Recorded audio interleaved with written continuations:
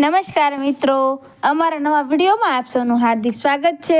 તો આજે આપણે વાત કરીએ અમદાવાદમાં મધ્યમ વર્ગીય મહિલા બની પ્રોફેસર બનેલ સત્ય ઘટના। અમદાવાદ જેવા ધબકતા મહાનગરના એક મધ્યમ વર્ગીય વિસ્તારમાં નિર્મલા અને કિરીટનું નાનકડું ઘર જાણે ખુશીઓનું કાયમી સરનામું હતું।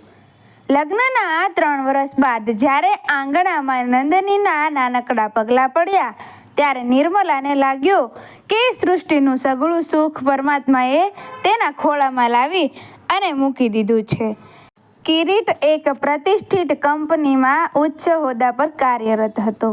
દિવસભરના પરિશ્રમ પછી સાંજની ચા સાથે ત્રણેય જ્યારે બાલ્કનીમાં બેસતા ત્યારે નિર્મલાને લાગતું કે તેમના જીવનને હોડી અત્યંત સ્થિર અને સુખદ વહેણ પર તરી રહી છે, પરંતુ સમયનું ચક્ર ક્યારે ક્રૂર પલટો લેશે તેની કોને ખબર હતી। ધીમે ધીમે કિરીટના સ્વભાવમાં અકળ પરિવર્તન આવવા લાગ્યું। જે પતિ ઘેર આવતાની સાથે જ નંદનીને હવામાં ઉછાળી વહાલ કરતો, તે હવે ઓફિસના કામમાં બહાને મોડે સુધી બહાર રહેવા લાગ્યો। તેના અવાજમાં અગાઉ જેવી મધુરતા અને આત્મીયતા ઓસરી ગઈ હતી। તેના સ્થાને એક પ્રકારની ઉદાસીનતા અને સતત કંઈક છુપાવવાનો વ્યર્થ પ્રયાસ વરસાવતો હતો।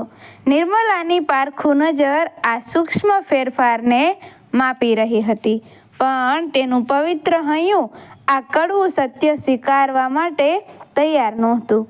એક કાળી રાત્રે જ્યારે આકાશમાં વાદળો ગરજતા હતા ત્યારે નિર્મલાના જીવનમાં વીજળી ત્રાટકી। કિરીટે અત્યંત શાંતિથી પણ નિર્દયતાથી કહી દીધું, નિર્મલા, હું હંમેશા માટે લંડન શિફ્ટ થઈ રહ્યો છું, મારી કોલેજ સમયની જૂની પ્રેમિકા સાથે। હવે તું તારું અને નંદનીનું। આગળ શબ્દો તે ગળી ગયો। પથ્થર જેવા આ શબ્દો સાંભળતા જ નિર્મલાના પગ નીચેથી ધરતી સરકી ગઈ। 7 વર્ષની અબુદ્ધ નંદનીના માથેથી પિતાનો છાંયડો એક જ ક્ષણમાં સીનવાઈ ગયો। આઘાત એટલો ઊંડો હતો કે આંખમાં આંસુ પણ થીજી ગયા હતા।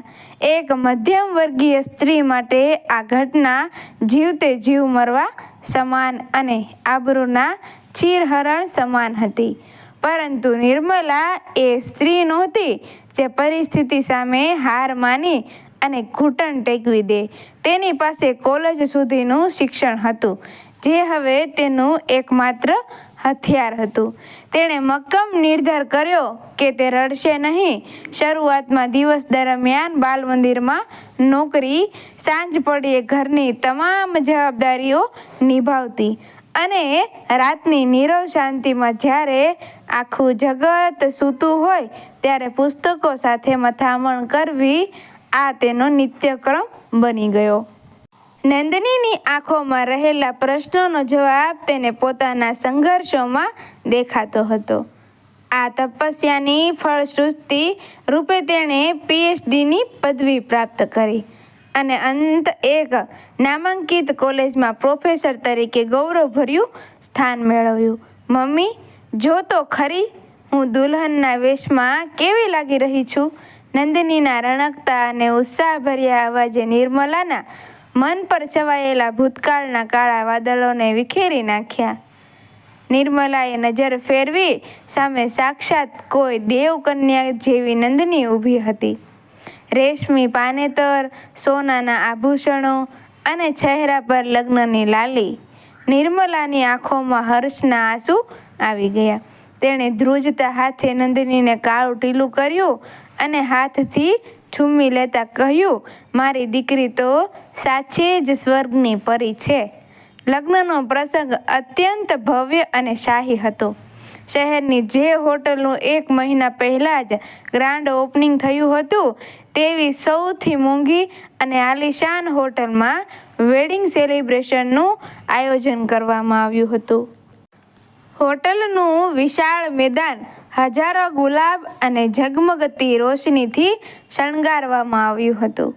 મંડપની કોતરણી અને સુગંધિત અત્તરની ખુશ્બુ મહેમાનોને મંત્રમુગ્ધ કરી રહી હતી. શહેરના નામાંકિત લોકો, પ્રોફેસરો અને પ્રતિષ્ઠિત વ્યક્તિઓ આ લગ્નમાં હાજરી આપવા આવ્યા હતા. નિર્મલા દરેક મહેમાનનું સ્મિત સાથે સ્વાગત કરતી હતી, પણ તેનું મન ક્યાંક ઊંડે ઊંડે વ્યગ્ન કરતું હતું. ગઈકાલે સાંજે હોટલના માલિકને દૂરથી જોયા ત્યારથી તેના હૃદયમાં એક અજીબ ફાળ પડી હતી. તે ચહેરો ઓળખીતો હતો કે માત્ર ભ્રમ, તે વિચારે તેનું ચિત્ત ભમતું હતું. છતાં દીકરીના સુખ માટે તેણે આ વંટોળને મનના ખૂણે દબાવી રાખ્યો. દીકરીની વિદાયનો કરુણ પ્રસંગ પૂર્ણ થયો. મહેમાનો પણ એક પછી એક વિખેરાયા. બધું સમેટીને થાકેલી નિર્મલા જ્યારે હોટલના મેનેજર પાસે અંતિમ બિલ ચૂકવવા પહોંચી ત્યારે તેને અચરજ થયું. મેમ, તમારે આ ફંક્શનનું કોઈ જ બિલ ચૂકવવાનું નથી, મેનેજરે અત્યંત નિમ્રતાથી કહ્યું. નિર્મલાની ભમરો સંકોચાઈ. તેના આત્મસન્માન પર જાણે કોઈએ ટકોરો માર્યો હોય તેમ તેણે થયું. કેમ? પ્રસંગ મારો છે તો બિલ બીજું કોણ ભરે? મેનેજરે ગંભીર થઈ અને સામેની પેલી આલિશાન ઓફિસ તરફ ઈશારો કર્યો. અમારા હોટલના માલિકે સખત તાકીદ કરી છે કે તમારી પાસેથી એક રૂપિયો પણ લેવો નહીં. નિર્મલાના મનમાં પેલી વ્યગ્રતા ફરી સજીવન થઈ. કોણ છે તમારા માલિક? મારે તેમને અત્યારે જ મળવું છે. નિર્મલા મક્કમ અને ભારે ડગલે ઓફિસ તરફ વધી. કાચના ભવ્ય અને કલાત્મક દરવાજાની પાછળ એક વ્યક્તિ રિવોલ્વિંગ ચેર પર પીઠ ફેરવીને બેઠી હતી. નિર્મલાએ ઓફિસમાં પ્રવેશતા જ અવાજમાં સખ્તાઈ લાવીને પૂછ્યું, સર, મારે જાણવું છે કે કયા આધારે તમે મારું બિલ રોક્યું છે? ધીમેથી ખુરશી ફરી સામે કિરીટ હતો. તેના વાળ સફેદ થઈ ગયા હતા. ચહેરા પર પસ્તાવો અને સમયની કરચલીઓ સ્પષ્ટ દેખાતી હતી. નિર્મલા, શું તું મને સાવ ભૂલી ગઈ? કિરીટના અવાજમાં જે જૂની મધુરતા હતી તે હવે પસ્તાવાના ભીના રણકારમાં ફેરવાઈ ગઈ હતી. તે ઊભો થયો અને નજીક આવી અને બોલ્યો, હું અહીં પાછો ફર્યો ત્યારથી તને અને નંદનીને મળવા ઈચ્છતો હતો, પણ મેં તે સમયે લીધેલા નિર્ણય પછી તમારી સામે આવવાની હિંમત નહોતી થઈ. બોલતા બોલતા તે થોડો નજીક ગયો. આટલા વર્ષો પછી જ્યારે તક મળી છે ત્યારે શું મારે મારી જ દીકરીના લગ્નનું બિલ લેવાનું હોય? કન્યાદાનનો લાવો તો મારો પણ હક છે. નિર્મલા, મને એક તક તો આપ.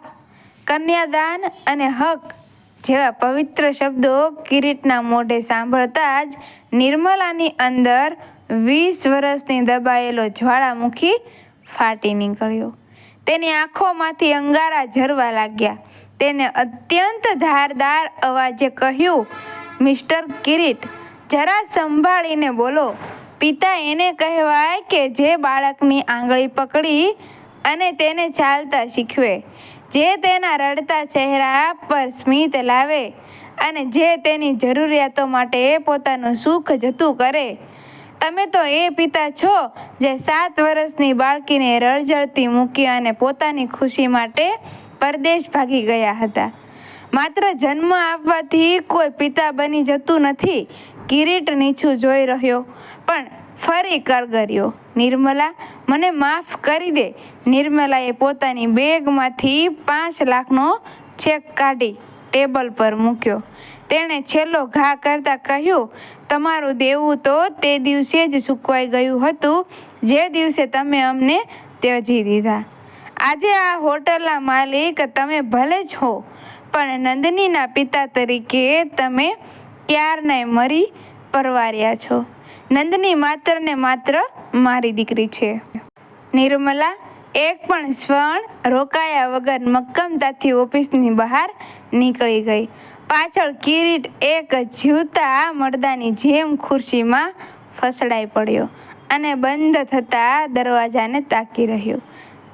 મિત્રો, વિડીયો ગમ્યો હોય તો વિડીયોને લાઈક કરજો, શેર કરજો અને અમારા આવા જ નવા વિડીયો જોવા માટે અમારા ચેનલને સબસ્ક્રાઈબ કરી દેજો.